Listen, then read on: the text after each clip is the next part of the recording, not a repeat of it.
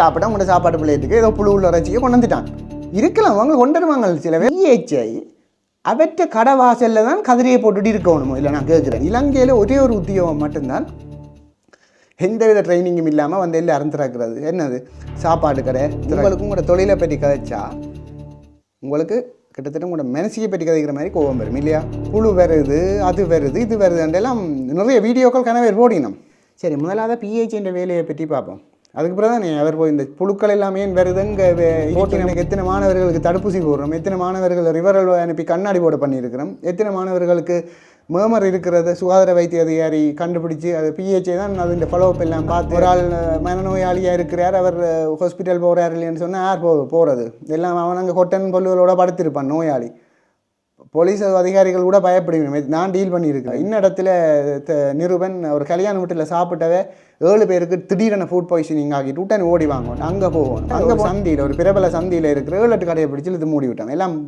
பிரச்சனை கோர்ட்ஸுக்கு வழக்க கொண்டு போய் ரெஜிஸ்ட்ராரை கொண்டு மூடி விட்டா அதே எங்களுக்கு அந்த இடத்துல கேட்கப்பட்டது அப்போ அந்த மக்கள் அந்த அங்கே வேலை செய்கிறார்கள் நம்ம இங்கே வந்து சாப்பிட்றது அதை விட்டுட்டு வெட்டுவன் பிடுங்குவேன் வந்து வீடியோ போட்டுருந்தா இன்றைக்கு அவற்றை கடையும் போட்டுப்பட்டிருக்கும் இது பழி உணர்வு கொத்து கடைக்கு போய் இளையானை அடித்து போட்டு அவன் கொத்து ரட்டிக்க போட்டுவிட்டு வந்து இளையான் வந்தேன்னா படம் முடிஞ்சுது அவன் சொல்லுவான் இவர் தான் அடிச்சுட்டு போட்டுட்டு வந்தவரேன் என்ன செய்வீங்க எல்லாரும் இந்த இடத்துல தான் எஸ் ஆகிறது ஏனெண்டா நீங்களும் கோர்ட்ஸுக்கு வரணும் கட்டாயம் ஏனெண்டா ஒரு வீடியோவில் சுமந்திரன் சாராகவும் இதை பற்றி வடிவான ஒரு விளக்கம் சொல்லியிருந்தவர் குற்றம் என்றது நடந்திருந்தால் நான் ஹைகோர்ட்டில் போய் தோத்துட்டது காரணம் என்னென்னா எந்த பிள்ளை வேறு ஒன்றும் இல்லை வழக்காடினது வந்து பெருமையாக சொல்லலாம் அது எனக்கு சிறட்ட நிறைய விஷயம் நான் படித்தேன்னா எங்களோட யாரை நினைக்கிறீங்க சிங்கம் கிப்பி ஸ்ரீகாந்தா சார் அவர்கிட்ட வழக்குகள் வந்து கோர்ட்ஸில் பார்த்தாலே அப்படி ஒரு போதையாக இருக்கும் பார்க்க ஆசையாக இருக்கும் ஏன்னா அவர் அப்படி நல்லா உடைப்பார் அந்த ஆள் வந்து என்ன கேட்டது வந்து தம்பி இது நீர் என்னண்டு சிகரெட்டுன்னு சொல்கிறீரெண்டு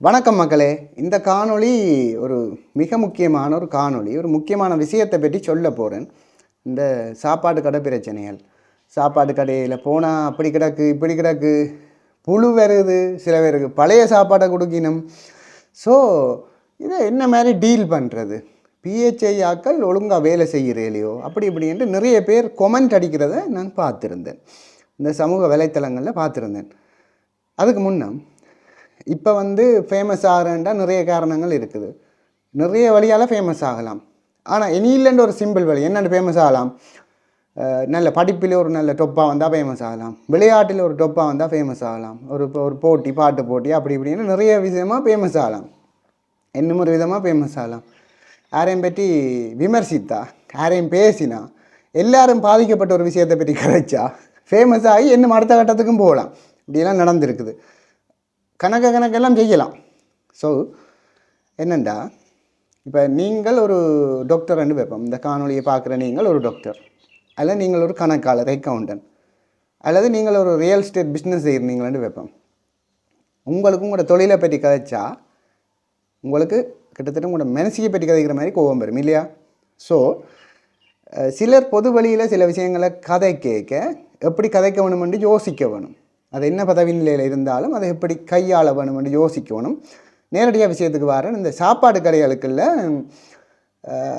புழு வருது அது வருது இது வருதுன்றெல்லாம் நிறைய வீடியோக்கள் கனவே போடினோம் வருது வரையிலையோண்டா வரலாம் வந்திருக்குது சரி PHI என்ன பார்க்கணும் இதான் முதலாவது கதை வடிவான ஒரு காணொளி மிக முக்கியமான காணொளி வடிவாக பாருங்க எல்லாருக்கும் ஷேர் பண்ணுங்க ஏனெண்டா இந்த விழிப்புணர்வு இல்லாட்டி நடுக ஒரு சமூகத்தில் ஒரு கொதிநிலை மாதிரி ஒரு குழப்ப நிலையில் இந்த விஷயம் இருந்தோன்றிருக்கும் இதுக்கு ஒரு முற்றுப்புள்ளி வைக்கணும் நட்டுக்கு ஆவுண்டா எடுத்து சாப்பாடு கடையில் வீடியோ போடுறது ஆனால் எடுத்து கேட்டால் சிஜி நாங்கள் வரையில் நீங்கள் பாருங்க வடிவா நீங்கள் என்ன பார்க்குறீங்க சரி விஷயத்துக்கு வரேன் ஒரு முக்கியமாக சட்ட ரீதியான ஆட்கள் என்று தங்களை சொல்லி கொண்டிருக்கிறார்களே தாங்கள் சான்றாக வர மாட்டேனுமா சாட்சியாக வர மாட்டேனுமா என்னப்பா கதவுது விஷயத்துக்கு வரேன் முதலாவது இந்த PHI ஆக்கள் என்னென்று கடை பார்க்கலாமென்று பார்ப்போம் முதலாவது வருவோம் இந்த ஏற்கனவே ஒரு காணொலி போட்டிருந்தேன் நான் இவைக்கெல்லாம் யார் பவர் கொடுத்தாண்ட அரசாங்கம் கொடுத்துருக்குது 1980ஆம் ஆண்டு 26ஆம் ஆண்டு இலக்க உணவு சட்டம்னு சொல்லி 80ஆம் ஆண்டு சாப்பாடுகள் எல்லாம் கவனமாக இருக்கணும் உணவும் மருந்தும் இனியில்ல முக்கியம் மக்களுக்கு உயிரோட சம்மந்தப்பட்ட விஷயம் இதோட விளையாடலான்னு சொல்லி அந்த காலத்தில் ஒரு சட்டத்தை முதல் உருவாக்கின இது அரசாங்கம் மட்டுமில்லை இவங்க முந்தி இருந்த எங்கட வெண்ணியில் கூட முதல் உருவாக்கின சட்டம் வந்து உணவு சட்டம் தான் இதில் நம்ம வேறு ஒரு அர்த்தம் எடுக்கையில் விஷயம் என்னென்னா சாப்பாடு அவ்வளோத்துக்கு முக்கியம் என்று எல்லாரும் அதுக்கு ஒரு ப்ரையாரிட்டி பண்ணது. எங்களுடைய அரசாங்கம் வந்து 1980ஆம் ஆண்டு இந்த சட்டத்தை உருவாக்கி அதில் 34வது செக்ஷனில் வந்து திருத்தம் அடிக்கடி ஒழுங்கு விதிகளை மாற்றி இட்ட வரைக்கும் நேற்று முந்தின நாள் மட்டும் திருத்தங்கள் வந்து கொண்டு தான் இருக்குது. ஒரு பெரிய கடல் இது எல்லாருக்கும் வடிவாக தெரியாது. உண்மையாக சொன்னால் ஒரு நல்ல லீடிங் லோயர்ஸ் தான் இதை பற்றி கையாளுவினம். இப்போ ஜூனியர்ஸ் கூட இதை வடிவாக இதை பார்க்க வேண்டாம், என்னென்னா அவைக்கு இது தேவையும் இல்லை, வேறு விஷயங்களில் கையாளுவினம். ஸோ இதில் யார் எக்ஸ்பர்ட்னா பிஹெச்எஸ் நாங்கள், அதே மாதிரி எம்ஓஹெச்எஃப்என்டி எக்ஸ்பர்ட்டாக இருப்போம். இந்த செக்ஷனின் படி யாருக்கு அதிகாரம் கொடுத்துக்கிறாங்க, பிஹெச்ஏக்கு அதிகாரம் கொடுத்துக்கிறாங்க. இங்கே எத்தனையாவது செக்ஷன்ண்டா செக்ஷன் 13 படி கொடுத்துக்கிறாக்குது. பிஹெச்ஐ அதே மாதிரி food and drug inspector MOH எல்லாருக்கும் வந்து இந்த சட்டத்தில் அதிகாரம் தந்துருக்கு. சரி, முதலாவது பிஹெச்ன்ற வேலையை பற்றி பார்ப்போம். அதுக்கு பிறகு தான் அவர் போய் இந்த புழுக்கள் எல்லாமே வருதுங்க இருக்கணும்னு உங்களோட ஆதங்கங்கள் அதை ஏன் அப்படி வருதுன்றதை பிரச்சனையை பார்ப்போம். இப்படி புழுக்கள் வருதோன்னு கேட்டால் கட்டாயம் வருது, வரலாம். என்ன பிரச்சனைண்டா முதலாவது பிஹெச்ஐன்ற வேலையை பற்றி பார்ப்போம். அடுத்து எங்கட சாப்பாடு கடைகளோட கண்டிஷனை பற்றி பார்ப்போம். பிஹெச்ஐக்கு என்ன வேலைண்டா தனியாக சாப்பாடு கடை பார்க்குற மட்டும் இல்லை, கிட்டத்தட்ட 20 பணிகள் இருக்குது. அதில் ஒன்று தான் இது. சிம்பிளாக சொல்கிறேன் பாருங்க, சாப்பாடு கடை பார்க்குறது அது ஒரு வேலை. அதுக்கு H800 சொல்லி ஒரு கிரேடிங் படிவம் போட்டு என்ன கிரேட்னு சொல்லி அடிக்கடி அப்டேட் பண்ணி சி கிரேடில் கடை இருக்கவே இல்லாது, டியில் இருக்கவே இல்லாது, சியில் இருந்தால் அதை பி ஆக்கணும், பியில் இருக்கிறத ஏ ஆக்கணும், ஏ கிரேடில் இலங்கையில் ஒரு கடை இருக்கோண்டா அது ஒரு 5 ஸ்டார் ஹோட்டல் அதுகளுக்கு தான் சாத்தியம், மற்றபடி நார்மலாக சாத்தியம் இல்லை. ஸோ அதால் பி வந்து பியில் மெயின்டைன் ஆகிக்கொண்டிருக்கும் தொடர்ந்து. காரணம் வந்து என்னென்னா எங்களோட எக்கானமி காசு செலவழிக்க மாட்டான் ஐயா, எங்களோட கடைக்காரன்னு சொன்னால் செலவழிக்க மாட்டான். இந்த சட்டத்தில் உள்ள ஏற்பாடுகள் எல்லாம் யாருக்கு ஏற்ற மாதிரி எழுதி கிடக்குன்னா ஒரு மேக்ஸிமம் ஒரு 5 ஸ்டார் ஹோட்டல் இல்லை 7 ஸ்டார் ஹோட்டலுக்கு ஏற்ற மாதிரி தான் சட்டம் இருக்கும். ஊரில் உள்ள மரவள்ளிக்கிழங்கு பொறிக்கிற பாட்டிக்கு ஏற்ற மாதிரி இது எழுதையில. அப்போ நீங்கள் கேட்கலாம், இப்போ அவக்கும் இதுக்கும் ஒரே சட்டமண்டா எல்லாருக்கும் ஜமன் தானேண்டு. நான் அப்படி சொல்ல மாட்டேன். ஏனெண்டா அதுக்கு தான் இன்றைக்கு இந்த வருஷம் பப்ளிக் ஹெல்த் யூனிட்டை ஆரம்பித்த ஒரு தமிழன், அதுவும் ஒரு தமிழன் தான், பொது சுகாதாரம் என்ற ஒரு துறையை ஆரம்பித்து 1926ஆம் ஆண்டு அந்த பப்ளிக் ஹெல்த்துக்குன்னு சொல்லி ஒரு யூனிட்டை கொண்டு வந்தது டாக்டர் செல்லப்பான்னு சொல்லி ஒரு தமிழன். அவர் தான் know your area know your பீப்புள்ண்டு உங்களோட ஏரியாவுக்கு ஏற்ற மாதிரி நீங்கள் கொஞ்சம் சில விஷயங்களை அந்த பிரதேசத்தின் பூகோள புவிசார் நிலைமைகளுக்கு ஏற்ப மாற்றத்தை கொண்டு வரணும்னு அந்த காலத்திலேயே செய்து வச்சுருக்குது. ஏன் நான் இந்த கதையை சொல்கிறேன்டா, 5 ஸ்டார் சட்டத்தை கொண்டு வந்து ரோட்டில் மரவள்ளிக்கிழங்கு பொறிக்கிற ஆளுக்கு பார்த்தா கடையை பூட்டிட்டு ஓடிடும் ஐயா. விஷயம் என்னென்னா பிஹெச்ஐக்கு இருக்கிற வேலை 20 வேலையில் இது ஒன்று. மிச்சம் பாடசாலையில் இருக்கிற மாணவர்களை இந்த உயரநிறையால் அளத்து அவன் சுகாதார பிரச்சனைகளை கண் பார்த்து அப்போக்கான இந்த ஏடிஎம் காட்டெல்லாம் தொலைஞ்சு உங்களுக்கு தெரியும். அது மட்டும் இல்லை, தடுப்பூசி நிகழ்ச்சி திட்டங்கள் போட்டு இன்றைக்கு எத்தனை மாணவர்களுக்கு தடுப்பூசி போடுறோம், எத்தனை மாணவர்கள் ரிவரல் அனுப்பி கண்ணாடி போட பண்ணியிருக்கிறோம், எத்தனை மாணவர்களுக்கு மேமர் இருக்கிறத சுகாதார வைத்திய அதிகாரி கண்டுபிடிச்சி அது பிஹெச்ஐ தான் அது ஃபாலோஅப் எல்லாம் பார்த்து அவர் ஆப்ரேஷன் செய்துட்டாரா, கொழும்புக்கு போயிட்டாரா, எத்தனை பேருக்கு தேர்ட் பார்ட்டிக்கலாக கண்ணாடி வண்டி கொடுத்துருக்குறோம். இப்படி அதை விட இந்த பாடசாலை சுகாதாரத்திலே அது ஒரு பெரிய கடல். மாணவர்களுக்கு சுகாதார நிகழ்ச்சி விழிப்புணர்வு திட்டங்கள், இந்த இனப்பெருக்க சுகாதாரம், போசாக்கு அப்படி இப்படின்ற அது கழிவகற்றல் பிரச்சனைலாம் யாரு கூட எடுத்து சொல்கிறீங்க. அது முக்கியமாக அது ஒரு பெரிய கடல். அதில் பிரதேச சபையோட அட்டாச் ஆகும் இருக்கு, எம்ஓஹெச்சோட சேர்ந்து விஏஜெஸ் வேலை செய்யணும். அதொன்று நிறைய மக்களை மனநலம் சம்மந்தப்பா ஒரு ஆள் மனநோயாளியாக இருக்கிறார், அவர் ஹாஸ்பிட்டல் போகிறார் இல்லைன்னு சொன்னால் யார் போகிறது எல்லாம் அவன் அங்கே கொட்டன் பொல்லுகளோட படுத்திருப்பான் நோயாளி. போலீஸ் அதிகாரிகள் கூட பயப்படுவேன். நான் டீல் பண்ணியிருக்கிறேன் கோப்பாயில். போனால் அந்த கத்தியால் பிளந்து போடுவான், அவனுக்கு கூட மண்டியை கழுவி போலீஸின் உதவிகளோடு சேர்த்து ஆம்புலன்ஸுக்கு ஏற்றி அந்த உதவிகள் இப்படி ஏராளம் கிடக்குது. அதாவது நாங்களெல்லாம் வேலை செய்கிறது எப்படின்னா அட்வான்ஸ் ப்ரோக்ராம் ஒன்று கொடுக்குறது. இப்போ வார மாதம் நான் வேலை செய்ய போகிறேன்டா வார மாதம் ஒவ்வொரு திகதியுமே என்ன செய்ய போகிறேன்னு சொல்லி முதலே பிளான் பண்ணி கொடுப்போம். அது எங்களுடைய மேலதிகாரிகள் வந்து அந்த நேரம் பார்க்கணுமோண்டு சூப்பர்வைஸ் பண்ணி பார்ப்பினோம். இது சாப்பாடு கடை பார்க்குறது ஒரு வேலை. நாங்கள் பார்க்க அட் த மூமெண்ட் இதுதான் நாங்கள் பிரச்சனை. நாங்கள் பார்க்குற நேரம் எல்லாம் நீட்டாக தான் இருக்கும். எல்லோரும் வந்து புழு பிடிச்ச ரச்சி இருக்கா அப்படியே ஒரு பிஹெச்ஐ விட்டுட்டு போக மாட்டான் வாழ்க்கையில். அல்லது இன்ஸ்பெக்ஷன் டைம் குறைவாக இருக்கலாம், அல்லது வார்னிங் செலவில் குறைவாக இருக்கிறத அவை மிஸ்யூஸ் பண்ணலாம். நாங்கள் பார்க்க ஃப்ரிட்ஜுக்கு சில ஐட்டம் தான் இருக்கும். நாங்கள் போனோன்னா வேறு இடத்துலேருந்து பெறும். இந்த உளுத்ததுகள் பிஞ்சதுகள் எல்லாம் பழசுகள் எல்லாம் பெறும். வரையில் நான் சொல்ல வரையில பிஹெச்ஐ அவற்ற கடை வாசலில் தான் கதிரையை போட்டுட்டு இருக்கணுமோ இல்லை நான் கேட்குறேன். வட்டிவா நீங்கள் சொல்ல வேணும். எனக்கு இப்போ பிஹெச்ஐ வந்து ஒரு வேலையும் இல்லாமல் மிச்சம் இவ்வளவோ வேலைகள் கிடக்க அவற்ற கடவாசலில் தான் இருக்க வேணும். இப்போ நான் வந்து இதெல்லாம் எங்களோட வேலையில் வந்து நீங்கள் எவ்வளோ தூரம் நம்புறீங்களோ தெரியாது, தன் நிறைவுன்றது வராது.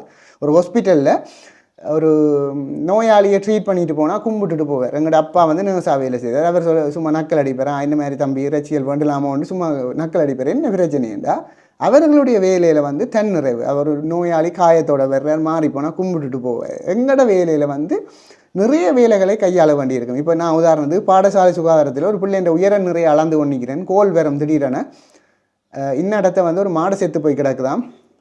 இன்னிடத்துல நிருபன் ஒரு கல்யாண வீட்டில் சாப்பிட்டவே 7 பேருக்கு திடீரென ஃபுட் பாய்சனிங் ஆகிட்டு உடனே ஓடி வாங்கணும். அங்கே போகணும். அங்கே போனால் இன்னொரு கம்ப்ளைண்ட் லெட்டர் வரும். தண்டை வீட்டு கழிவை கொண்டு வந்து முன் வீட்டுக்காரன் தண்டையை விடுறான்னு கொண்டு வருவான். எல்லாம் ஓடுபடணும். மாதிரி அங்கலாச்சு கொண்டு அங்கேயும் இங்கேயும் திரியேக்க இவந்த சாப்பாட்டு கடையை போய் நாங்கள் டீமாக பார்ப்போம், தனியாகவும் பார்ப்போம். பார்க்க அந்தந்த கண்டிஷன்ஸ் இருக்கும். அதுக்கு கால அவகாசம் கொடுத்து எழுதி கொடுப்போம் நோட்டீஸ். பிறகு நாங்கள் போய் அந்த உரிய காலத்தில் செக் பண்ணுவோம். நான் சொல்கிறேன் என்னென்னா, இப்போ இன்றைக்கு பின்னர் நான் இப்போ பார்க்குறேன்னுண்டா இந்த நிலையில் அது சரியாக இருக்கும். ஆனால் அது தொடர்ந்து மெயின்டைன் ஆகும்ன்றதுக்கு என்ன உத்தரவாதம் இருக்குது நாங்கள் கேட்கணும். இது முழுக்க இலங்கை முழுக்கையில் உலக நாடு முழுக்க இப்படித்தான். அங்கே வந்து HACCP GMP என்று ஹசார்ட் மானிட்டரிங் சிஸ்டங்கள் இருக்கும். அவனே இன்றைக்கு எலி வந்து விழுந்தது கண்டு அவன் அதை ரெக்கார்ட் கீப்பிங் எழுதி வச்செல்லாம் மானிட்டர் பண்ணுவான். எங்கட சாப்பாடு கடைக்காரன்னு எழுதி வச்சுக்காங்க. யாராவது சாப்பாடு கடையில் தவறுகள் கட்டாயம் வந்திருக்கும். ஏன்னு சொன்னால் இப்போ குளிர்சாதன பற்றி எப்படி மெயின்டைன் பண்ணுறேன்னு தெரியாது. இலங்கையில் ஒரே ஒரு உத்தியோகம் மட்டும்தான், எந்தவித ட்ரைனிங்கும் இல்லாமல் வந்து எல்லாரும் திறக்கிறது. என்னது? சாப்பாடு கடை திறக்கிறது. சாப்பாடு கடைக்கு வந்து இப்போ மேசன் வேலைக்கும் ட்ரைனிங் தேவையில்லை. ஒரு தலைமை மேசனோட போகலாம். சாப்பாடு கடை திடீரெனா அவங்கள்ட்ட எல்லாரும் வந்து தொடங்கி அந்த பேர் இந்த பேருண்டெல்லாம் போட்டு எல்லோரும் வச்சுருப்பாங்க. அந்த ட்ரைனிங் அடிப்படை ட்ரைனிங்கே இருக்காது. வேலையால் தொடர்ந்து நிற்க மாட்டாங்க. இப்போ 3ஆம் நாளையால் இன்னொருத்தன் வந்து நிற்பேன், நான் கொத்து போட போகிறேன்ட்டு எல்லாம் தலைமையர்கள் எல்லாம் வளர்த்து அங்கே அடக்கானு. இப்போ அவன் முதலாளி சம்பள காசை கொடுக்க அவன் அங்கே போய் பியர்கள் அடித்து போட்டு அடுத்த நாள் படுத்துடுவான், அடுத்த நாள் வர மாட்டான். இப்படி தான் எங்களோட நாடு இயங்குது. என்ன சொல்கிறேன்டா, சட்டங்கள் 1000 இருக்குது. அதை நடைமுறைப்படுத்தினா வடிவாக கேளுங்கோ. நீங்கள் இந்த வெளியிலேருந்து கதைக்கிறாக்கள் இலங்கையில் ஒற்று கடவுட நடத்தலாம். பெரிய 5 ஸ்டார் ஹோட்டலில் விட மிச்சமெல்லாம் இழுத்து மூடணும். ஒரு காலம் நாங்கள் பயிற்சி காலத்தில் இருக்க ஒரு சந்தியில், ஒரு பிரபல சந்தியில் இருக்கிற 7-8 கடையை பிடிச்சி இழுத்து மூடி விட்டோம். எல்லாம் பிரச்சனை. கோர்ட்ஸுக்கு வழக்க கொண்டு போய் ரெஜிஸ்ட்ரார் கொண்டு மூடி விட்டால் அதே எங்களுக்கு அந்த இடத்துல கேட்கப்பட்டது. அப்போ அந்த மக்கள் அந்த அங்கே வேலை செய்கிறார்கள் அங்கே வந்து சாப்பிட்றதுண்டு இப்படி ஒரு பிரச்சனையும் இருக்குது. அடுத்தது இவங்கள் என்ன மாதிரி மெயின்டைன் பண்ணுவாங்கள்ன்ட்டு அதில் கதிரையை போட்டுட்டு நாங்கள் இருக்கலாது வடிவா நீங்கள் சொல்ல வர. அப்போ நீங்கள் இப்போ இந்த பழம் சாப்பாடு விற்கிறார்களுக்கு என்ன தண்டனைண்டா இருக்குது. தண்டனை இந்த சட்டம் இருக்குது. இந்த உணவு சட்டத்திலேயே தெளிவாக இருக்குது என்னென்ன செய்யலாம். இந்த பழஞ்சாப்பாட்டு விற்கிறார்களுக்கு என்னென்ன செய்யலாம்ன்றதுக்காக வாசிக்கிறேன் பாருங்கோ. இங்கே பாருங்கோ.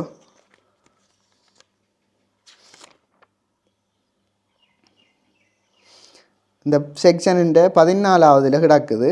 அதிகாரம் பெற்ற அலுவலர்களுக்கு இந்த சட்டத்தில் 14ஆவதுல கிடக்கு என்னென்ன செய்யலாம்ன்ற. அந்த சான்று பொருளை எடுக்கலாம், அந்த மாதிரி எடுக்கலாம், எடுத்து அனுப்பலாம் அல்லது அதிலேயே அழிக்கலாம், நீதிமன்றத்தில் பேரப்படுத்தலாம்.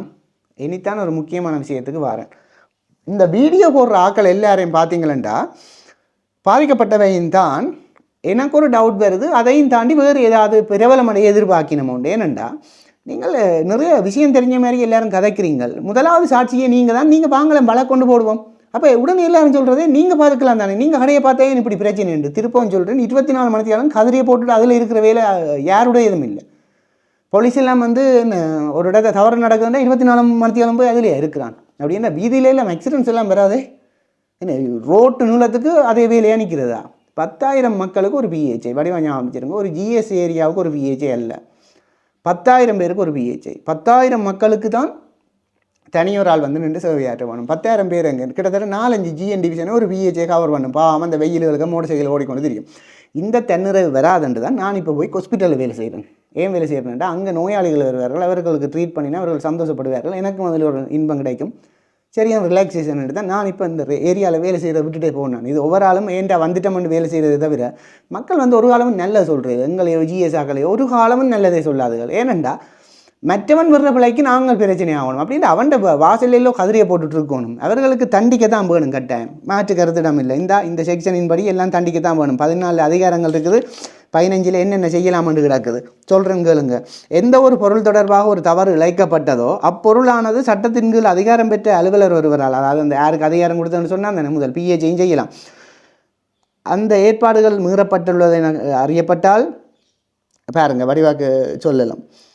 அந்த உணவை கைப்பற்றப்பட்ட வேளையிலே அத்தகைய உணவின் சொந்தக்காரர் அல்லது அத்தகைய பொருளை உடமையாக கொண்டுள்ள ஆள் என்ன சிலது கொம்பனி என்று சாட்டுவான். அப்போ நீ வச்சிருந்தால்தான் பெறணும்பா. அத்தகைய பொருளை அளிப்பதற்கென எழுத்து மூலம் சம்மதம் அளித்துள்ள விடத்து அத்தகைய பொருள் அதிகாரியினால் பணிக்கப்படக்கூடியவாறாக அளிக்கப்படலாம். பழுதான ரொட்டியை பிடிச்சாச்சு வாங்கோ, நான் அழிக்கிறதுக்கு சம்மதம் பண்ணால் அழிச்சு போட்டு விடலாம். கோர்ட்ஸுக்கு கொண்டு போகணுமென்று இல்லை, அடுத்தது தான் கோர்ட்ஸ். ஆனால் கோர்ட்ஸுக்கு கொண்டு போகணும். இப்போ என்ன பிரச்சனைன்னா, நீங்கள் ஒரு கடையில் போய் சாப்பிட்றீங்க, சாப்பிட்டா உங்களோட சாப்பாடு பிள்ளைட்டுக்கு ஏதோ புழு உள்ள இறைச்சியை கொண்டு வந்துட்டான். இருக்கலாம், அவங்க கொண்டு வருவாங்க. சில பேர் இப்படித்தான் குப்பை வேலையில் பார்க்குற இடங்களில் ஒரு மாதிரி இருக்கும், ஃப்ரிட்ஜ் ஒரு மாதிரி இருக்கும். அவனை அந்த லட்சம் செலவழிச்சுக்கு எல்லாம் கடையை திருத்த சொன்னால் அவன் விட்டுட்டு ஓடிடுவான். அப்போ நோட்டீஸ்களை கொடுத்து கேட்பான், சார் ப்ளீஸ் சார் ஒரு 2 மாதம் டைம் தாங்க, ஒரு மாதம் டைம் தாங்க, இந்த நெல் விட்டு சீசனுக்கு நான் காசு பெறாலும் சீட்டு காசு பெறுவேன் அது இதுன்னு சொல்லி ஏதோ எல்லாம் கேட்பான். இந்த சட்டமொழி இருக்கிறது 5 ஸ்டார் ஹோட்டலுக்கு ஏற்ற மாதிரி தான். இதே அவனுக்கு நடைமுறைப்படுத்த சொன்னால் விட்டுட்டே ஓடிடுவான். அப்போ அவனையும் நாங்கள் கொஞ்சமாக தான் டெவலப் பண்ணுறது. அப்படின்ற கடை எழுத்து 3 ஏரியாவில் பிஹெச் எல்லோரும் செய்துட்டு போகலாமே, நம்மளை போலீஸை செய்துட்டு போகலாமே, அவர்களையும் ப்ரமோட் பண்ணத்தானே வேணும் கொஞ்சமாக. அதுக்காண்டி புழு உள்ள ரச்சி விற்கலாம், அல்லது பழுதான ரச்சி கொத்துரட்டி விற்கலாம், புரியாணி என்று சொல்லி போட்டு ஒரு அழுகலை விற்கலாம்னு நான் சொல்ல வரையில. ஆனால் நீங்கள் என்ன செய்ய வேணுமெண்டா, உங்கள்கிட்ட ஒரு பழுதான ரச்சியோ அல்லது ஒரு பழுதான ஒரு சாப்பாடு வந்துட்டுதுண்டா அந்த வீடியோ போட்டு ஃபேஸ்புக் லைவ் விளையாட்டுகள் காட்டக்கூடாது. சரியா? இது ஒரு ஒழுங்கானவன் செய்கிற வேலை இல்லை. இது என்னென்னா சமூகத்தை கொந்தளிப்பு நிலையில் வச்சிருக்கிறது. நாங்களும் மீடியாவில் இருக்கிறோம், எத்தனை அடையில் சிவிலில் போயிருக்கிறோம், எத்தனை பேர் எங்களுக்கு இப்படி தந்திருப்பான். அதுக்காண்டி அந்த பேருக்கும் அவ்வளோ செய்கிறேன். ஒரு இடத்த கொடிகாமத்தில் ஒரு இடத்த யோக்கட் வேண்டினான், பழுதா போச்சு, குழந்தை பிள்ளையை கொடுத்தேன், உடனே சத்தி எடுத்துட்டு எவ்வளவு கோவம் பெரும் ஒரு பெற்றார் ஒரு தந்தை, அவங்களுக்கு வராது. அதுவும் அந்த பதவியில் இருந்து எவ்வளவு நெருப்பு கோவம் வந்திருக்கும். ஒன்றும் இல்லை, எடுத்து வடிவாக சொன்னேன், உங்களோட கடையில் தான் வாங்கினான், அவையே ஏற்றுக்கொண்டிச்சினம். நீங்கள் வெளியில் வச்சுட்டீங்க ஜோக்கட்டை 2 நாள் வெளியில் ஒரு நாளோ 6 மணி நேரமோ வெளியில் வச்சுட்டு திருப்ப பழுதாக்கி போட்டு ஃப்ரிட்ஜுக்கு வச்சுருக்கிறீர்கள். அதாவது புழு நலிகிறத ஃப்ரிட்ஜுக்கு வச்சா என்ன புளிச்சத்து பிறகு இறைச்சி நல்லதாக மாறிடுமா? இல்லை தானே? அப்போ பழுதாக்கி போட்டு வச்சிருக்கிறீர்கள், தயவு செய்து மாற்றிடணும். இனிமேலுண்டா பிட்டி அளவில் பிரச்சனையை கொண்டு போவேன். நான் அந்த ஏரியா பிஹெச்சியில் தானே அந்த அண்ணாக்கு சொல்லி நான் சாட்சியாக போகணுன்னு சொன்னால் பிரச்சனையாகும். நான் சாட்சியாக வழக்கு போடுவேன். அவையே கூப்பிட்டு சொல்லிக்கணும், அந்த எல்லாத்தையும் கொண்டு வாங்க, நாங்கள் காசு ரிட்டர்ன் பண்ணுறோம். அதுக்கு பிறகு இன்னும் செய்கிறதும் இல்லை. அதுதான் ஒரு நல்ல தொடர்பாடல் முறை. அதை விட்டுட்டு வெட்டுவன் பிடுங்குவேன் வந்து வீடியோ போட்டுருந்தா இன்றைக்கு அவற்றை கடையும் போட்டுப்பட்டிருக்கும். இது பழி உணர்வு. இந்த ஒரு சமூகத்துக்கு நீங்கள் நல்லது செய்ய வாரீங்கன்னா முன்னுதாரணமாக இருங்கோ. அடுத்தது கொந்தளிப்பு நிலையில் இந்த ஆஸ்பத்திரி பிரச்சனை கதைச்சா எல்லாரும் ஷேர் பண்ணுவான். எல்லா இடமும் பிரச்சனை இருக்குன்னு தானே. ஏன்னா இலங்கை ஒரு எக்கனமியில் கீழே இருக்கிற நாடு, எல்லாம் சரியாக இருக்கணுமெண்டா ஒன்றுமே நாங்கள் செய்ய இயலாது. ஏன்னா எங்கிற நாடு பொருளாதாரத்தில் பின்தங்கின நாடு. ஒரு கடைக்காரனை அது செய்யணும், காசு உள்ளவன் செய்வான். நீங்கள் செய்ய வேண்டிய வேலை, உங்களுக்கு புழு உள்ள வராட்சி வந்துட்டுதுண்டா உடனே அந்த ஏரியா பிஹெச்சை கிடைக்க வேணும். கடையில் கேட்டாலே சொல்லுவினோம். அப்படி இல்லாட்டி நீங்கள் அதில் நின்றோன்னா அந்த கிராமத்து மக்களை கேட்டிங்கன்னா அந்த ஜிஎஸ்ன்ற நம்பர் சொல்லுவேன். ஜிஎஸ்ன்ற நம்பரை எவனும் சொல்லுவான். அந்த ஜிஎஸ்டி அடித்து இப்படி உங்களோட ஏரியா பிஹெச்ன்ற நம்பர் தான் கொண்ட அவரை எப்போ நின்றாலும் பெறுவார். நீங்கள் அடித்து கேட்கணும், சரி இந்த கடையில் நான் சாப்பிட வந்தேன், இப்படி பிரச்சனை இருக்குது எனக்கு, இதுக்கு ஒருக்கா வழக்கு நடவடிக்கை எடுக்கணும் என்று. முதலாவது சாட்சி யார் தெரியுமா? நீங்கள் வடிவத்தை தெரிஞ்சு வச்சுக்கோங்க. எல்லாரும் இந்த இடத்துல தான் எஸ் ஆகிறது. ஏனெண்டா நீங்களும் கோர்ட்ஸுக்கு வரணும் கட்டாயம். ஏனெண்டா சாப்பாட்டு கடைக்கு வழக்கு போடைக்க உண்மையாக அட்டவாசி இதை வடிவாக கேளுங்கோ. சாப்பாட்டு கடைக்கு வழக்கு போடைக்க முழு பேரும் நாங்கள் வழக்கில் வெல்ற காரணம் பப்ளிக்கு தெரியாததால் நிறைய விஷயம் வடிவாக சொல்கிறேன்னு கேளுங்க. சாப்பாட்டு கடைக்கு நாங்கள் வழக்கு போடைக்க முழு கடைக்காரன் வந்து குற்றவாளியான மன்றில் கேட்பார் முதலியார், குற்றவாளி தான் என்றுட்டு அவன் போவான், வந்துட்டு ஃபைனை கட்டிக்கொண்டு. ஏன்னா இந்த இவங்கள்லாம் திருப்பம் வந்து இந்த கடையை பார்க்கணும், அதிலும் பார்க்க இவங்க பிறகு வந்து நடுக்க பிரச்சனை பண்ணுவாங்க. ஓகே நாங்கள் குற்றத்தை ஒத்துக்கொள்கிறோம்ண்டு ஒரு வில்லங்கம் பிடிச்ச கிறுக்கன் இருப்பான் கொஞ்சம் தெரிஞ்சவன். இல்லை நான் குற்றவாளி என்று சொன்னான்டா படம் முடிஞ்சுது, திருப்ப வழக்கு எழுபடும். இந்த நேரத்தில் தான் சான்றுகள் கட்டளை சட்டம் ஒன்று இருக்குது. இது கிட்டடியில் நான் நினைக்கிறேன் ஏதோ ஒரு வீடியோவில் சுமந்திரன் சாராகவும் இதை பற்றி வடிவான ஒரு விளக்கம் சொல்லியிருந்தவர். குற்றம் என்றது நடந்திருந்தால் அவர் அந்த நிரூபிக்கப்படும் மட்டும் அவர் குற்றவாளி இல்லை, சந்தேக நபர் தான். ஓம் தானே. எங்கட பிரச்சனை என்னென்னா அந்த வழக்கை கொண்டு போகிறால் அவரை ஒரு சந்தேகத்துக்கு இடமின்றி அப்பால் இவர் தான் குற்றவாளி என்று நிரூபிக்கணும். சந்தேகத்துக்கு அப்பால் பியாண்ட் த சஸ்பெக்ட், இவர் சந்தேகம் இல்லை இவர் தான் குற்றவாளி என்று நிரூபிக்கிறதுன்னு சொல்லி ஒரு சட்டம் இருக்குது. இப்போ எனக்கு ஒரு அனுபவம் நடந்தது, சொல்கிறேன்னு கேளுங்க. ஒரு சிகரெட்டை பிடிச்சிட்டேன். சிகரெட்டை பிடிச்சி முந்தி வந்து இந்த எங்களுடைய முன்னாள் ஜனாதிபதி மைத்ரிபால சிறிசேன அவர்கள் கேட்க வந்து இந்த 80% கவரேஜ் இல்லாமல் தனித்தனி சிகரெட்டாக கொடுத்தா இல்லை வேறு ஒரு டப்பிக்கை வச்சு கொடுத்தா அந்த கேன்சர் வருமென்ற படங்கள் இல்லாடி வழக்கு போட சொல்லி அந்த காலத்தில் எல்லாம் தடால் படலாம் யாழ்ப்பாணத்தில் போட்டுனாங்க. அந்த வழக்கு போட்டு கிட்டத்தட்ட எனக்கு 5.5 வருஷம் அனுபவம். அதுக்கு வந்து மதிப்புக்குரிய நீதவான் நீதிமன்றத்தில் வந்துட்டு நான் ஹைகோர்ட்டில் போய் தோத்துட்டுது. காரணம் என்னென்னா எந்த பிள்ளை வேறு ஒன்றும் இல்லை. வழக்காடினது வந்து பெருமையாக சொல்லலாம். அது எனக்கு சிறட்ட நிறைய விஷயம் நான் படித்தேன்னா எங்களோட யாரை நினைக்கிறீங்க சிங்கம் கிப்பி ஸ்ரீகாந்தா சார் அவர்கிட்ட வழக்குகள் வந்து கோர்ட்ஸில் பார்த்தாலே அப்படி ஒரு போதையாக இருக்கும், பார்க்க ஆசையாக இருக்கும். என்னென்னா அவர் அப்படி நல்லா உடைப்பார். அந்த ஆள் வந்து என்ன கேட்டது வந்து, தம்பி இது நீர் என்னென்று சிகரெட்டுன்னு சொல்கிறீரெண்டு. அப்போ நான் சொன்னேன், என்ன சார் இது சிகரெட் பட்டியில் கிடக்குது, சிகரெட் நான் சின்ன இல்லை அவங்களுக்கு வேண்டி கொடுத்தேன், இவங்களுக்கு வேண்டி கொடுத்தேன், எனக்கு தெரியும், நீங்கள் பார்த்துருந்தீங்களோன்னு கேட்டார். நான் இல்லை. அப்போ என்னது தெரியும் சிகரெட்டுன்னு சொல்லி, இது சிகரெட் இல்லை, இது மேடம் ஒரு வெள்ளை பேப்பரால் சுற்றி இருக்கிற விஷயம்னு சொல்லி, இதை சிகரெட்டுன்னு சொல்கிறது யார் சொல்லணுமெண்டா அரச ரசாயன பகுப்பாய்வாளர் நாயகன் சொல்லணும். விளங்குதா? ஒரு பழுதான இறைச்சியை பிடிச்சா அல்லது நிறைய விஷயம் அல்லது ஒரு டிப்பி பேக்கெட்டுக்கு பழுதாகிட்டுதுண்டா அதை சாம்பிளுக்கு அனுப்பி அவன் சொல்லணும். கவர்மெண்ட் அனலிஸ்ட் சொல்லணும், பத்திரமுள்ளைக்கு அனுப்பணும். நான் அனுப்பலை, படம் முடிஞ்சது வழக்குடைஞ்சுது, அந்த ஆள் வந்துட்டு போச்சு. மஜிஸ்ட்ரேட்டில் வந்து ஹைகோர்ட்டில் போய் சிம்பிளாக தட்டிட்டு போயிட்டு இருந்தால் நான் சரிட்ட நான் படித்த அனுபவம் சான்று பொருட்களை அனுப்பணும். இந்த கனவேர் கணக்க நீதிமன்றங்கள் நடத்தினோம் ஃபேஸ்புக் வழியை. அப்போ ஜட்ஜ் மேலே எல்லாருக்கும் லீவு கொடுத்துட்டு நீங்கள் வந்து நடத்துங்க பேசாமல். யாழ்ப்பாணத்தில் எவ்வளோ பெரிய ஃபேமஸான ஜட்ஜாகலாம் இருக்கணும், அவைகளெல்லாம் ஒன்றும் தெரியாது, உங்களுக்கு தான் எனக்கு தெரியுமென்ற நீங்கள் இப்போ நடத்தி கொண்டுருக்கிறீங்கள். ஒரு குற்றத்தை நாங்கள் நிரூபிக்க வலிக்கிட்டால் எந்தவித சந்தேகமும் இல்லாமல் நிரூபிக்கணும். அந்த சான்றுகளை முன்வச்சு அதுக்குத்தான் எவிடன்ஸ் ஆர்டினன்ஸ் ஒன்று கிடக்குது. இது கனவேருக்கு பப்ளிக்கு தெரியாதெல்லாம் நாங்கள் வழக்க கொண்டு போகிறோம். அவன் வந்து சொன்னான்டா, நீங்கள் ஒரு கொத்து கடைக்கு போய் இளையானை அடித்து போட்டு அவன் கொத்துரட்டிக்க போட்டுவிட்டு வந்த இளையான் வந்தேன்டா படம் முடிஞ்சுது. அவன் சொல்லுவான் இவர் தான் அடிச்சுட்டு போட்டுட்டு வந்தவரேன். என்ன செய்வீங்க நீங்கள்? முதலாக வரணும் கோட்ஸுக்கு. நான் இத்தனை மணிக்கு வந்தேன், நான் அதில் அமளிப்படக்கூடாது. ஒரு புழு கிடக்குதுன்னா அமளிப்படக்கூடாது. டக்குண்டு ஃபோட்டோ எடுத்து கடையெல்லாம் படிவாக எடுத்து அவற்றை முகம் தெரிகிற மாதிரி எடுத்து கடையிட்ட கட்டுற மாதிரி தான் அவன் சொல்லுவான். அப்புறம் வேறு ஒரு கடை கட்டுறதுக்கு எடுத்துக்கொண்டு வந்தேன். நான் சொல்கிறேன் சிகரெட்டே இல்லைன்னு முடிச்சாச்சே. ஏன்னா வழக்கில் வந்து நீதிமன்றங்கள் பார்க்குறது வந்து குற்றவாளியோ சுற்றவாளியோ இவர் முகச்சேப்பு நல்லா கிடக்கா நிறுவன் ஒரு பால் வடிகிற முகம் போல இவன் கொண்டு வந்தால் நல்லா இருக்கும்னு ஜட்ஜ் யோசிக்க மாட்டார். எந்த மன்றம் யோசிக்கும் இதை எப்படி இவர் நிரூபிக்கிறார், எப்படி எண்பிக்கிறார்ன்றது தான் பார்க்கும். அதுக்கு தான் எவிடன்ஸ் ஆர்டினன்ஸ் என்று கிடக்குது. படியுங்க தயவு செய்து. இந்த பெரிய நீங்கள் மாதிரி மேதாவித்தனம் எல்லாரும் கதைக்கிறீங்கள், மற்றவன்ட வேலையை கேவலமாக கதைக்கிறதும் அதுக்கு கொமெண்ட்ஸ் போடுற ஆக்களை பார்க்கணும். ஏன்னா மற்றவனுக்கு வந்து கதிரையை போட்டுட்டு அவன் கடைக்கு முன்னால் இருக்கிறதான் பிரச்சனை. சாப்பாடு கடையில் பிரச்சனை நடக்குதான், ஆனால் நீங்கள் சாட்சியாக வரணும். கட்டாயம் வந்தால் தான் நீங்கள் அதை பற்றி உங்களுக்கு ஒரு அறிவு வரும்.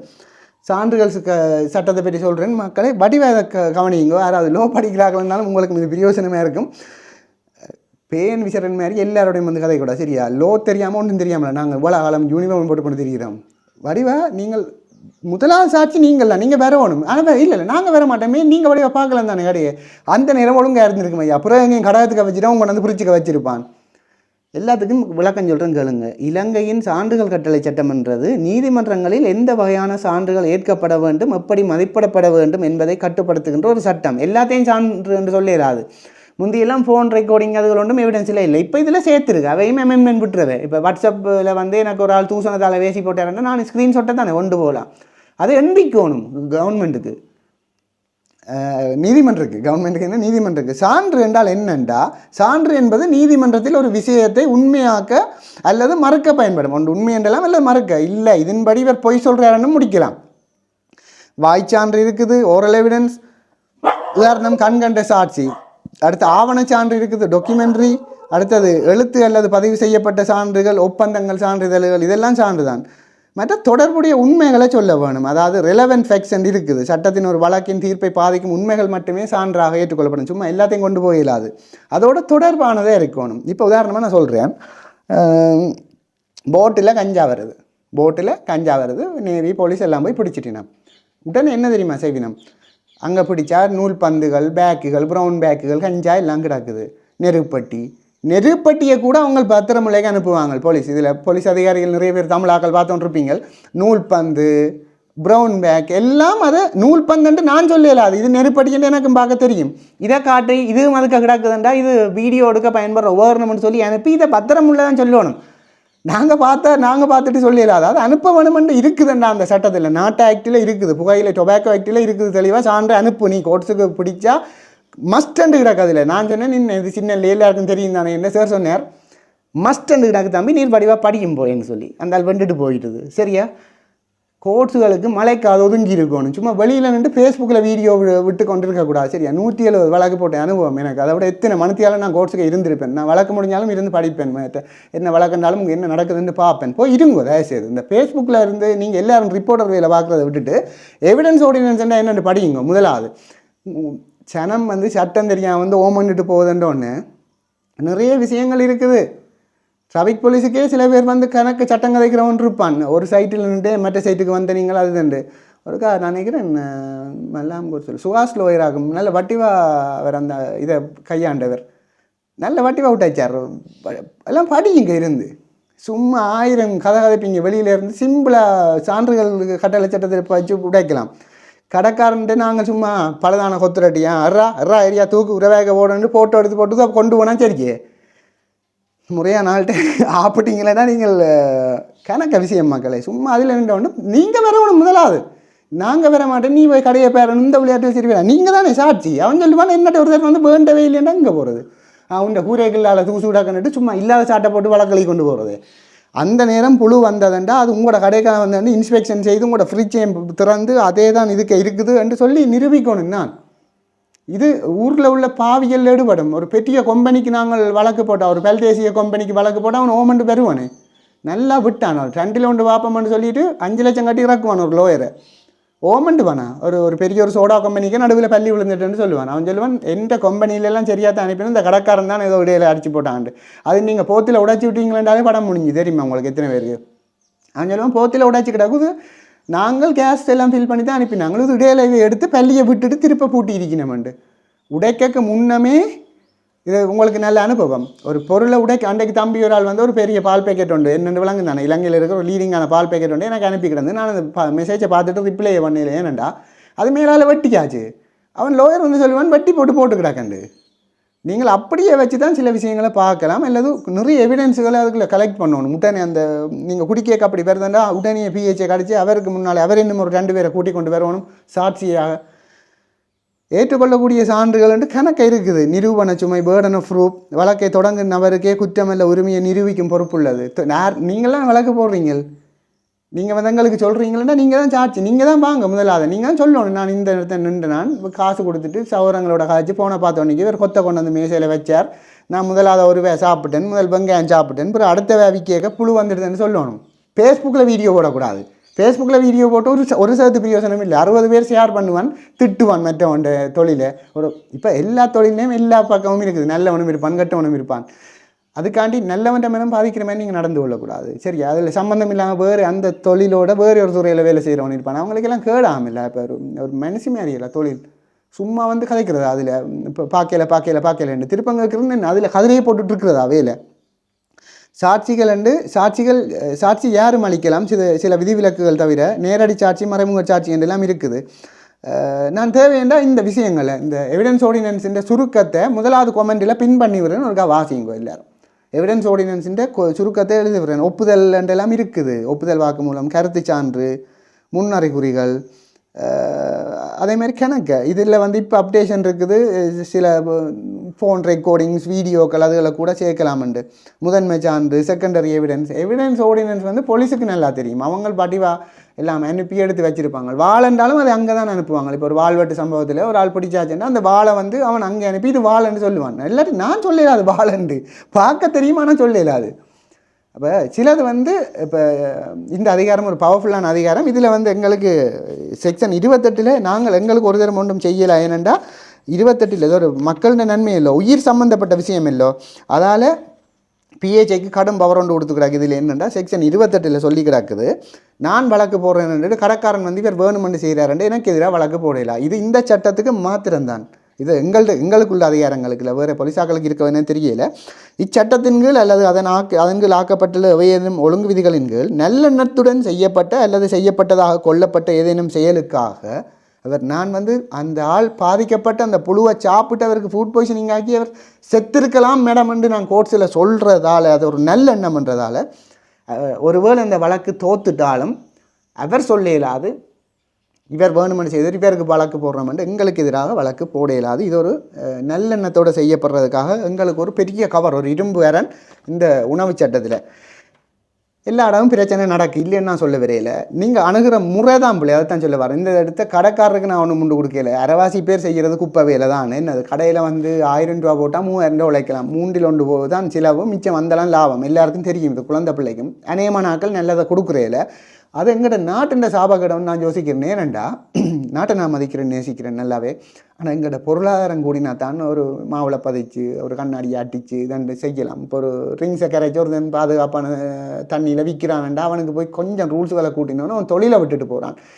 நீங்கள் இதே ஆக்கள் தான் சொல்கிறது உள்ளூர் உற்பத்திகள் எல்லாத்துக்கும் அட்டிக்கீனம். இவை உள்ளூர் உற்பத்திகளை பிஹெச்எம் முட்டாக்கீனம் அம்மத்தீனம் நொட்டுக்கீனம்ன்றுட்டு பிறகு புழு வீடியோக்கள் போட்டு ஃபேமஸாக நினைக்கக்கூடாது. சரியா? உதவிட ஃபேமஸாக நாங்கள் கணக்க விளையாட்டல் காட்டுவோம், ஒரு காலமும் காட்டுறதும் இல்லை.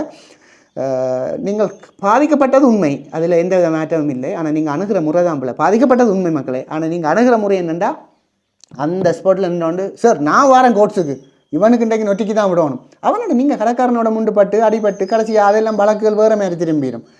அவன் முதலாவது சொல்லியிருப்பான், இவர் என் மனைவியை பேசினவரெண்டா எல்லாம் படம் முடிஞ்சுது. ஸோ கிணக்கு மாரியெல்லாம் செய்யலாம் தெரியுமா? ஒரு கடையை பார்க்க போய்க்கெல்லாம் தாங்க குளிக்கிறதை எட்டி பார்த்தேன்னு சொல்லி வழக்கு போட்டதும் இருக்குது யாழ்ப்பாணத்தில், தெரியுமா உங்களுக்கு? அப்படி போய் ஒருதன் கடிதம் எழுதினவன், ஒரு பிரபலமான கம்பெனிக்காரன். உங்களுக்கு வெளியில் நின்றோண்டு 1000 விண்ணான கதைகள். சரியா? மழைக்காத ஒரு கோர்ஸுக்கு கொஞ்சம் நேரம் போய் இப்போ இருங்க, அங்கே என்ன நடக்குதுன்னு பாருங்க. குற்றம்ன்றது அதை எப்படி நிரூபிக்கிறோம்ன்றதுல நான் இருக்கே தவிர முகத்தை பார்த்து அங்கே ஒரு தரம் தீர்ப்பு சொல்கிறீங்களே. உண்மையான கொலையாளியை கொண்டே விட்டாலும் வலுவான சான்றுகளை போலீஸார் சேகரிக்கணும். அதான் அந்த இடத்தை ஒரு தரம் விடுறையில் விட்டான கிரைம் சோனுன்றெல்லாம் கட்டிடுவாங்களே. ஏன்னாடா ஒவ்வொன்றும் எவிடன்ஸ். லோ படிக்கிறார்களுக்கு தெரியும், ஒவ்வொரு சின்ன சின்ன விஷயமும் எவிடன்ஸ். சும்மா ரெண்டு வழியில் நீங்கள் ஃபேஸ்புக் நீதிபதிகள் தானே, அதால் நீங்கள் தீர்ப்பு சொல்லலாம். நாங்கள் எல்லாம் இந்த பொது விஷயங்களுக்கு பாருங்கள் வேறு சேலட்டி கொள்றதில்லை. நாங்கள் கிரவுண்ட் லெவலில் போய் அந்த பிரச்சனையே நடந்துட்டு தண்டுமே தவிர அதை ப்ரிவென்ட் பண்ணுறதுக்கு கதைக்கிறனானே தவிர வீடியோக்களில் மற்றபடி உதவல் கதைக்கிறதில்லை. வன்மம் கொட்டக்கூடாது. சரியா? அநேகமாக பிஹெச்எஸ் வந்து நொலேஜாக தான் இருப்பினோம். ஏன்னா அவர்களுக்கு நிறைய விஷயங்கள் தெரிஞ்சிருக்கும். அந்த அனுபவம் தான் என்ன நான் யூடியூப் செய்கிறதுக்கும் ஒரு துணையாக இருக்குது. அரசியலமைப்பின்படி கருத்து சுதந்திரம் இருக்குது. ஈகோட்டிலேயும் வந்து செக்ஷன் 7.3 படி எங்களுக்கு சுதந்திரம் இருக்குது. மற்றவையை தாக்காமல் நாங்கள் கருத்துக்களை வெளியிட முடியும். ஏன்னா இலங்கைன்ற அதிவியர் மேக்சிமமான சட்டம் வந்து அரசியலமைப்பு சட்டம் தான். அதன்படி கதைச்சு கொண்டிருக்கிறோம். அப்புறம் இதுக்கும் பெருவினம் இங்கே இதையும் வச்சு கொண்டு பிஹெச்ஐ என்றால் அவரும் ஒரு மனிதர் தான்.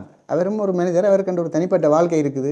சும்மா வந்து விண்ணான கதைகளை வந்து ஃபேஸ்புக்கில் கதைக்கிறதால வந்து நீங்கள் ஃபேமஸ் ஆகலாமான்னு நினைக்கிறீங்கள். எனக்கு தெரிஞ்சு அவேர்னஸை கொடுங்க. இப்படி நடந்திருக்குது, இப்படி கடை சாப்பாடே ஒரு கேவலங்கட்ட சாப்பாடு தானே. அப்புறம் ஏன் கடைக்கு போகிறீங்களே எல்லாரும்? ஏன் கேவலங்கட்ட சாப்பாடுன்னா அங்கே பொறிக்கிற எண்ணெய் இல்லைன்ற ஒரு கேவலமான எண்ணெய் திருப்ப பொறிப்பான். யாராவது பிஸ்னஸ் ரீதியில் செய்கிறவன் உடனே ஒருக்கா பொறிச்சு போட்டுக்கொண்டே 6000 ரூபா எண்ணெயை வேண்டி அந்தளதையும் கவுட்டு ஊற்றுறானா? இல்லை, அங்கே பாவிக்கின்ற அஜினமோட்டோ, இந்த மொனோசோடியம் குளுக்காமேட் எல்லாமே சுவைக்கு கொத்து அவ்வளோ டேஸ்ட்டாக இருக்குது, ரைஸ் அவ்வளோ டேஸ்ட்டாக இருக்குன்னா அந்த அஜினமோட்டோ. அது எவ்வளோ ஹெல்த்தான எஃபெக்ட், ஹெல்த்துக்கு ஹார்ம்ஃபுல் எஃபெக்டை கொண்டு வருதுன்னு குழந்தை பிள்ளைக்கும் தெரியும். ஆனால் அங்கே போய் விழுங்கி போட்டு வந்து அப்புறம் பிஹெச்ஐ மேலோட உறங்கிறது. நீங்கள் அந்த இடத்த நின்று கொண்டு பிஹெச்ஐ அடித்து நான் பாரன் இந்த எவிடன்ஸையும் சேரும் கொண்டு வழக்கு போட்டு ஒருத்தர் வராமல் விட்டால் நீங்கள் கவர்னர்லேருந்து எல்லாருக்கும் கடிதத்தை எழுதுங்க. முதலாக ஆர்டிஹெச்எஸ்க்கு எழுதுங்கோ, எம்ஓஹெச்சுக்கு எழுதுங்கோ, ஆர்டிஹெச்எஸ்க்கு எழுதுங்கோ, பிடிசிக்கு எழுதுங்கோ, எல்லாருக்கும் எழுதுங்கோ கடிதத்தை. நீங்கள் அந்த இடத்த நின்று செய்ய வேண்டிய வேலை வீடியோ போடுறது இல்லை. அந்த இடத்த கூப்பிட்டு அல்லது நான் சான்ற இடத்த நான் கொண்டு வரேன், இது என்ன மாதிரி வழக்காக்கலாம்னு உடனே டிஸ்கஸ் பண்ணுங்க. டென்ஷன் ஆகாதேங்கோ. நீங்கள் டென்ஷன் ஆகினீங்களா எதிரி பார்த்துட்டு அவன் சான்றுகளை எடுப்பான் உங்களை என்னென்ன வழக்க வெட்டுறதுண்டு. எவிடன்ஸ் ஓர்டினன்ஸ்ண்டா இலங்கையில் இருக்கிற எல்லா மக்களும் பாருங்கோ. சும்மா சொல்கிறது அது நாங்கள் அவன் கள்ளனண்டு கொடுத்து நாங்கள் போலீஸ்கிட்ட அவங்க உடனே அவனை சும்மா நார்மலாக ரீட் பண்ணுறாங்களேண்டு. போலீஸுக்கு வேலை என்ன? போலீஸ் என்ன நீதிபதியா? போலீஸ் வந்து அவரை கோர்ட்ஸுக்கு பி ரிப்போர்ட்டில் ப்ரொடியூஸ் பண்ணி பிறகு மேலதிக விசாரணைகளை மேற்கொண்டு பி அறிக்கை தான் பிறகுதான் முறைப்பாட்டு பத்திரமே போடணும். குற்றப்பத்திரம் நீதிமன்ற தாக்கல் செய்யும். அது மட்டும் விசாரணை செய்யலாம் பி ரிப்போர்ட்டில் போட்டுட்டு. நாங்களும் பி ரிப்போர்ட்டில் போடலாம். நாங்கள் போடுறதில்ல. பி ரிப்போர்ட்டில் முதல் ஆளை கொண்டே போட்டுட்டு அந்த சாமான்களையும் போட்டுட்டு எத்தனை ஒரு எல்லாம் இந்த வீடியோ எனக்கு தெரிஞ்சாக்களுக்கு தெரியும். ஒரு கல்யாண மண்டபத்தில் ஒரு டெக்டர் சாப்பாடு அந்தலாம் பழுதாக போச்சு. அப்படியே ஏற்றினாங்க. எல்லாமே அனுபவம். ஏற்றி போட்டு பிறகு அந்த பாத்திரங்களும் என்ன நாங்கள்லாம் கோர்ட்ஸுக்கு அழிச்சு போட்டு திருப்ப கொண்டு வந்து எல்லாம் அந்த உரியாக்களுக்கு கொடுக்குறதுக்கும் அந்த ஏற்பாடுகளை செய்யணும். ஒருக்கா ஃப்ரிட்ஜையே தூக்கி ஏற்றி விட்டேன் ஃப்ரிட்ஜ் வாகனத்தில். இது பாதிக்கப்பட்டேன்னு எனக்கு வீடியோ பார்த்தா தெரியும். ஃப்ரிட்ஜே அடியில் ரத்தமாக கிடந்தது. அது ஒரு சான்று பொருள் தானே. ரத்தம் என்னன்னு நான் மேடத்துக்கு கொண்டே காட்டுறது இல்லை சாருக்கு. Video evidence okay. அந்த ஃப்ரிட்ஜே எடுக்க சொல்லி பார்த்தேன். ஐயா எடுக்கல. ஃப்ரிட்ஜையே சேர்த்தே ஏற்றி விட்டேன் பிடிச்சி.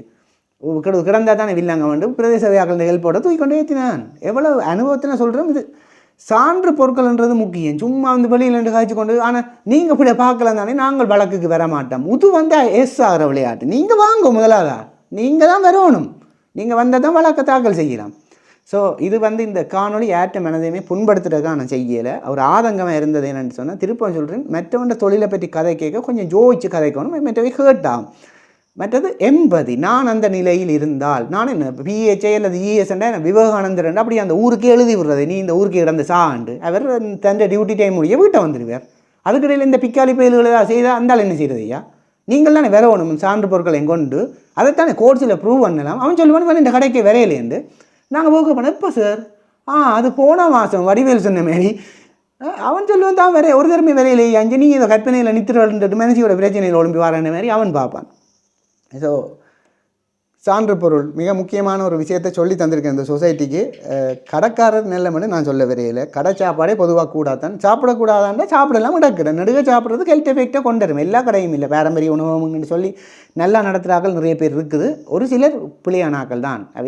அவையே கோர்ட்டில் போட்டு பனிஷ் பண்ண தான் வேணும். லட்சக்கணக்கிலெல்லாம் ஃபைன் அடிச்சிருக்கிறோம் ஐயா. பருத்தித்துறையில் ஒரு அண்ணா ஃபைன் போட்டது 180 ஃபைனோ அடித்தது 1,80,000. ரவிக் ஃபைனெல்லாம் ஒரு ஜுஜுப்பு. இதில் அடிக்கிற ஃபைன் ஜட்ஜாக்கள் நெட்டுப்படி அடிப்பின. ஏனண்டா சட்டத்தில் இருந்தாலும் ஜட்ஜ் தத்துணுவில் அட்டிக்கலாம் சிலது. ஏனண்டா மற்ற உயிர் இதில் விளையாடுற விஷயம் இல்லை. ஆனால் ஒரு ப்ரூஃபோடு வாங்கும். நீங்கள் வீடியோ ஒரு ப்ரூஃபும் இல்லை. வீடியோ சரியா, நல்ல வீடியோ தான். கோர்ட்ஸுக்கிட்ட அக்கட போய் பார்த்தீங்களா விளங்கும். இந்த காணொலி ஒரு ஆதங்கமான பதிவு. கட்டாயம் எல்லாருக்கும் ஷேர் பண்ணி விடுங்கோ. மீண்டும் இன்னொரு நல்ல காணொலியில் சந்திப்போம் மக்களே. நன்றி, வணக்கம். மறக்காமல் உங்களோட கருத்துக்களையும் சொல்லுங்கள். அப்போ தான் நீங்கள் என்ன மாதிரி இதை சிந்திக்கிறீங்களே என்னால் புரிஞ்சு கொள்ளக்கூடிய மாதிரி இருக்கும். நன்றி, வணக்கம்.